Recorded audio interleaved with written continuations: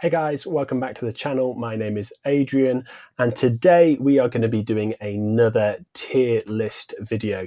So for this tier list video, we are going to be ranking all of the Dresden File books by Jim Butcher. I'm currently going through this series again. I've just finished Summer Night. This is definitely a reread for me. It is a fourth or fifth reread for me. I'm not even sure at this point. But what I want to do here is, before I get any further into the series, I want to get my thoughts on paper as to where these different books stand in my rankings, where they would go in these categories, so I know how I feel about the series currently. And I'd quite like to revisit this in a few months' time when I've finished the series again, and see how maybe this has changed, see how this reread maybe affects my opinions. That might be particularly relevant for some of the later books, although I don't know how those later books on a reread are going to impact my opinions on some of the earlier ones. So it'd be very interesting to see. We're going for the bog standard. S tier is the best books in the Dresden Files, followed by A tier, very, very good. B tier, solid. C, meh. D, definitely the worst books in the series. Okay, so pretty standard tier list rating system, but I will be interested to revisit this again a little bit later on in the year. Just as a warning, I'm not going to spoil anything massively major for this series. I'm going to try not to. However, there is going to be some spoilers here. Yeah, if you've not read all of these books, then there are going to be some spoilers for this series. They're going to come up in the process of talking about them. So I'm going to go through in chronological order. So if you're halfway through this series, you can turn off once we get to the book you're currently on. But yeah, please don't hang around if you've not read them, because I really, really don't want to spoil the series for you. If you have no intention of reading the series, then sure, stick around, no problems. But if you have any intention of reading the series, I really don't want to spoil it for you. So do click off when we get to whatever book you are currently on. With that out of the way, if you are leaving now, please give this video a like and a subscribe. See more of my content. But yeah, if you are going, I'll see you again soon, hopefully. So let's get into this video. We are going to start with Stormfront, book one of the Dresden Files. I love this book. This book immediately had me hooked. In the grand scheme of the Dresden Files, though, it's definitely not a super strong contender. There's always a little bit of nostalgia with first books in the series because, yeah, it's what introduced us to this character, and I love Harry in this. I reckon this probably fits into a solid C. It is definitely one of the weaker books in the series, as you would expect from a writer learning their craft, but I don't think it's quite in the D tier. Next up, the most hated, maligned, and disliked book in the series, I would say, by most Dresden fans. I, however, don't think Full Moon is as bad as people say it is. Don't get me wrong, it's not S tier. It's not even A tier.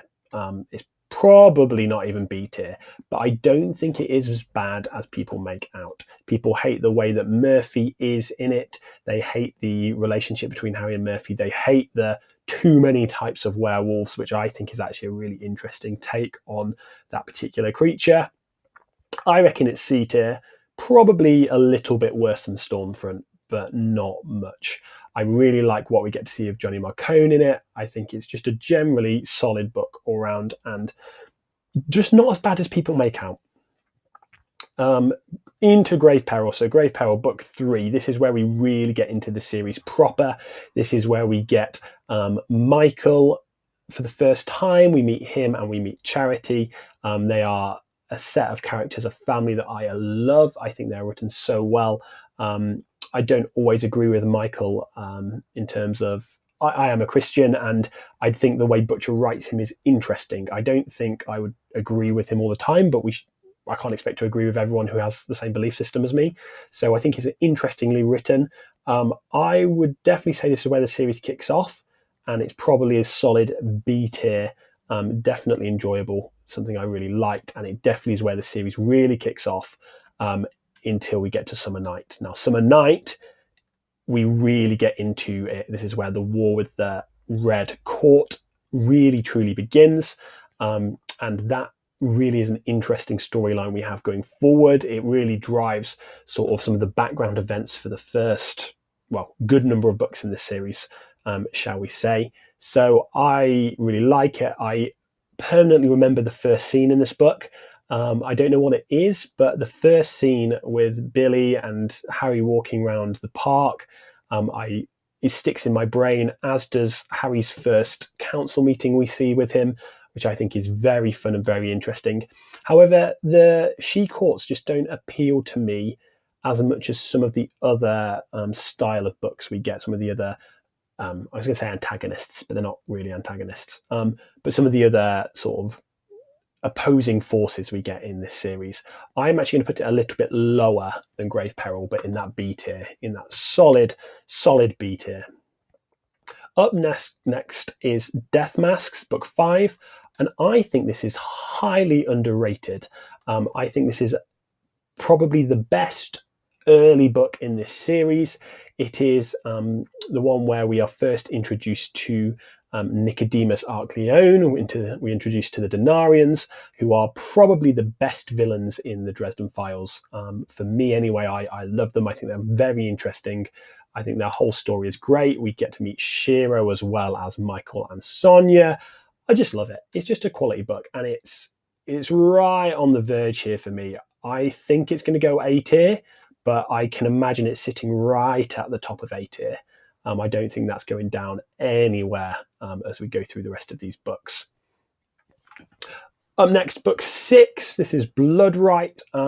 Now, Blood Right is another one that is much maligned by the community.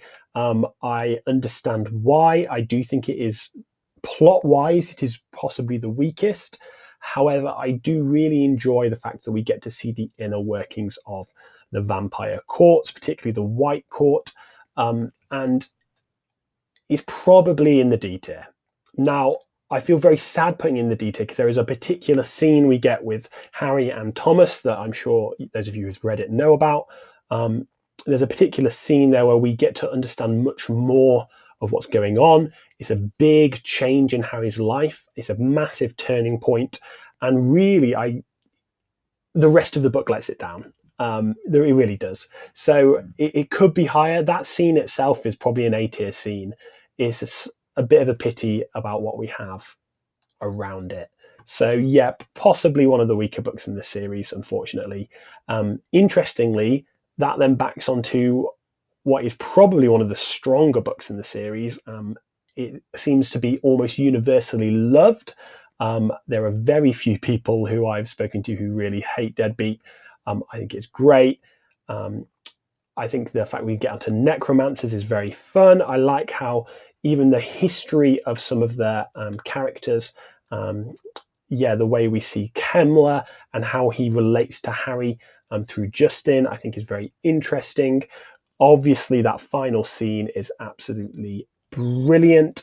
And as well as that, I think what we see with Sheila in this book is just incredible. That reveal is just beautifully done. I absolutely adore it. The first time I listened to that, I was jaw on the floor. I could not believe that I hadn't seen it coming. It seemed to work so well on rereads. You see it and you understand how you got drawn in, but it also makes sense with the reveal. This is an S tier book. This is a super high quality book. We also meet Butters for the first time, who I feel like started as a fan favorite and has slowly gained a little bit of derision, shall we say, from the community. But for me, S tier book, the first book in this series, that is just absolutely astoundingly good. Up next is Proven Guilty. This is book 8. Now, again, I feel this book is underrated. I really love that we get to meet Molly a lot more in this book. This is where we first really get to meet her properly. I think the story with the Fae is very interesting. I like the setup of the horror convention as well. I think it's just a very good book. It's probably an A tier. It's probably close to Death Masks. For the minute, I think we'll slot it in there, just beneath Death Masks. But I think it's a very good introduction to Molly. I really like how the fact that Harry became a warden in the book before, how that influences this book. The moral conflict that Harry has being a warden who forever has been terrified and just despises the wardens. And I like that moral conflict. I like that internal struggle that Harry has. And I think that is portrayed very well by Butcher in that book. White Knight, number 9. So for me, this is a good, solid book. It's a back to, we were still in sort of Monster of the Week territory with these books, but I feel like this was more so. I didn't love a lot of it. I didn't love the detective angle we got with Harry. It felt much more, I don't want to say boring, but a bit blander. I think towards the end, as we kick into what happens at the Wraith Deeps, and we get that more, again, white court angle on things is interesting. It is better than Summer Night, and I think it's probably better than Grave Peril as well. But I can't quite bring myself to put it into the A tier. On to book 10, Small Favour. So here we are back to the Denarians, which I love. I love Nicodemus. I love these characters. I think they're super interesting. We also get a real, I know we've seen the archive a lot earlier in the series, but we revisit the archive and Kincaid, who are some of my favourite side characters. Just really a very interesting idea. I think the archive is a great idea, a good execution of that sort of concept. And I actually think it is better than Proving Guilty. So I'm going to slot it in there. I'm trying to be better. On my last tier video, I had way too many things in the top category.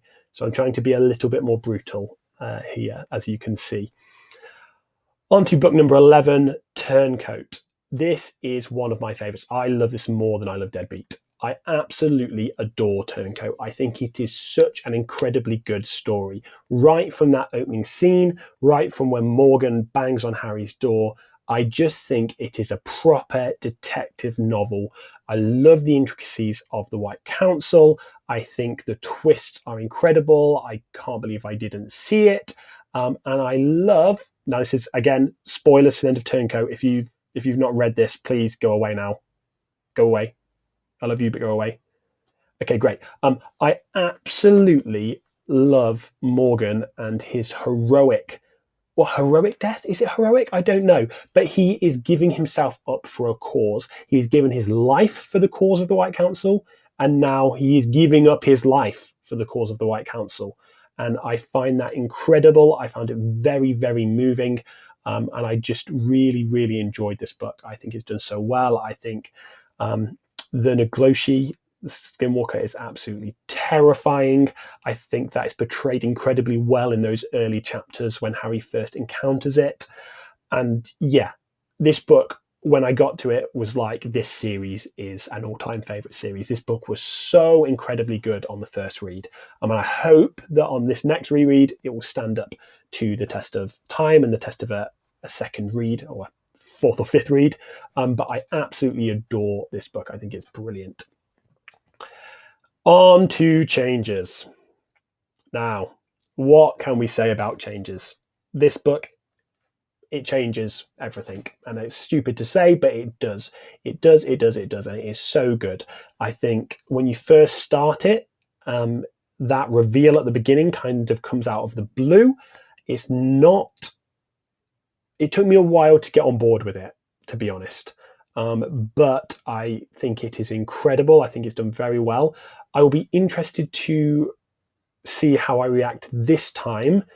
I don't think I've read or listened to this since I became a father, so I'm very interested to see how I feel about the parent angle here, how our characters react to being a parent and to what they have missed and what they're losing, and sort of just what they would give up for their child. And I am very interested to see how I feel about it on a reread now that I am in fact a dad. But this is number 1 with a bullet. It's just so good. It's so good. My S tier is getting a bit fuller, but it's so good. Right, Ghost Story. Now, again, a lot of controversy in the fan base about whether this is good or not. I see a lot of hate for Ghost Story out there. And I don't know why. I think it's good. I think it's an interesting take. It's sort of, if changes completely change, I think Ghost Story actually continues that theme really well. Harry doesn't have his usual set of powers and abilities. He is back in a weaker state, and I think that really enables us to deal with the characters in a much better way. I think the threat of the Fomor is very interesting. I think Molly and everything that's happened to her up until this point really gets me. I feel so sorry for Molly in this book particularly, and as we go on in the series, it's kind of heartbreaking. This is a solid A-tier book. I think it's better than Small Favor. Now, I know some people don't like the over-the-top references we get in Ghost Story. It is probably the peak of references we get into sort of nerd culture. I think Jim dials it back a little bit in the following books, but I think it's fine, and I think it's good, and I think it's a very, very interesting book. And yeah, my heart really bleeds for Molly throughout that book. Cold Days.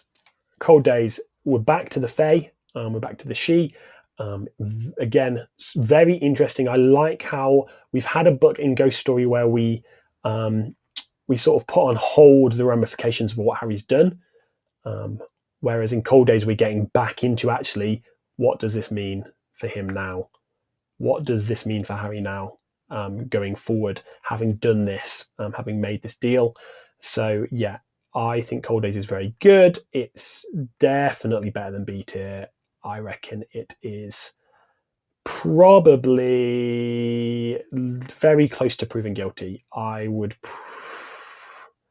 Let's put it just above Proven Guilty, but it's close. It's very close. Skin Game. Now, this was an interesting one for me because as an individual book, I loved Skin Game. I love the heist aspect of it. I love that we're back with Nicodemus, as you will have worked out from my previous comments on the books he's in.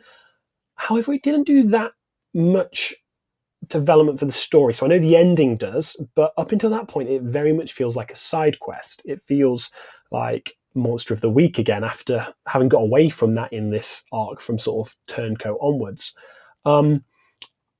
It's good. I think as a standalone book, it's probably A tier. I think for what it does for the series, it's probably just dropping into the top end of B tier. Personally, very good, enjoyed it, but not quite up with the others. Now, this is where it gets controversial. I would love to place Peace Talks and Battleground on this list as one complete story, because I think as one complete story, they are good. They are brilliant. I really like them. The things that you're meant to love, I love. The things that you are meant to viscerally hate, I viscerally hate. Jim really puts us through the ringer. However, if we're going to split this book as it is split, as it was released, Peace Talks is not very good. Just as a book, it's just not very good. And it hurts me to say it. I actually think I've listened to it twice already, and I feel like I'm going to have another one as I get through the series again. I think it might be the worst book in the series. It was so disappointing. Now, when we then get Battleground and we get the completion of the story, it's brilliant. As a whole book, as one singular book, this would be A tier, I imagine. But it's hard to know. But as it is, Peace Talks is D tier. It's probably the worst singular book in the series. And Battleground, because it's been separated out, it's all action, it's all go, go, go, and all the setups in Peace Talks. So there's no, without you reading them bang, bang, close together, it loses some of its impact. So I think Battleground is top of B tier, probably. I think probably top of B tier. Now, if you put Battleground and Peace Talks together, it wouldn't be in C tier. It wouldn't be in the middle of them. I think it would be a much better book, and it would be up in the A tier. But unfortunately, on 2 reads of Peace Talks and 1 read of Battleground, that's where they fall. I'll be very interested, like I said, to see if that is still the case when we get back into it, when I have reread all of them again. But currently, after my reread up to Summer Night, so book 4, this is where my tier list stands. And we'll see how this changes, how this will be affected by my most current read through. Thank you so much for sticking with me. Click the like button if you enjoyed this video, subscribe if you want to see more of my content, and I will hopefully see you guys again soon.